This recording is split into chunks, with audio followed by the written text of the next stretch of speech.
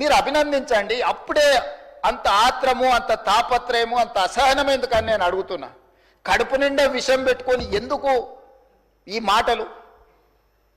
మీరు నిజంగా మీ అనుభవాన్ని రంగరించి సూచనలు చేయండి. ఒకప్పుడు ప్రధాన ప్రతిపక్ష నాయకుడిగా అక్కడనే జానారెడ్డి గారు కూర్చొని మీరు తీసుకుంటున్న నిర్ణయాలకు వారు ఏ రకంగా ప్రభుత్వానికి సలహాలు సూచనలు ఇచ్చిండ్రు జానారెడ్డి గారిని ఆదర్శంగా తీసుకోండి. మీరు ఆనాడు మా పార్టీ ప్రయోజనాల కంటే కూడా రాష్ట్ర ప్రయోజనాలు ముఖ్యమని చెప్పి పెద్దలు జానారెడ్డి గారు ప్రతిపక్ష నాయకుడు, మొట్టమొదటి ప్రతిపక్ష నాయకుడుగా ఒక సాంప్రదాయాలను వారు ఏర్పాటు చేసింది.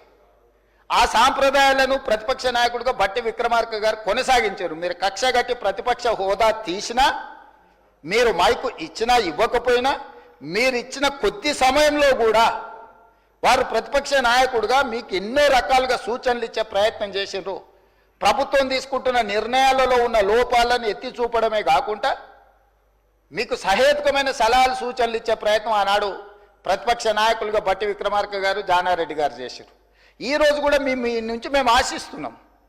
మీరు ఎంత చేసినా, ఎగరెగిరి దంచినా, ఎగరకుంట దంచినా మీకు వచ్చే కూలి అంతనే. ఎన్నికలు అనేటివి 2029లో వస్తాయి అధ్యక్ష. వాళ్ళ తాపత్రయపడ్డంత మాత్రాన, వాళ్ళు ఆవేదన చెందినంత మాత్రాన, వాళ్ళు హడావిడి పట్టినంత మాత్రాన ఒక సంవత్సరం రావు అధ్యక్ష ఎలక్షన్లు.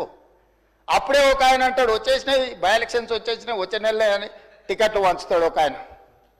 ఆయన టికెట్లు వంచండి కదా, నేను వంచాలని ఇంకొక ఆయన పోయి ఆయన వంచుతాడు.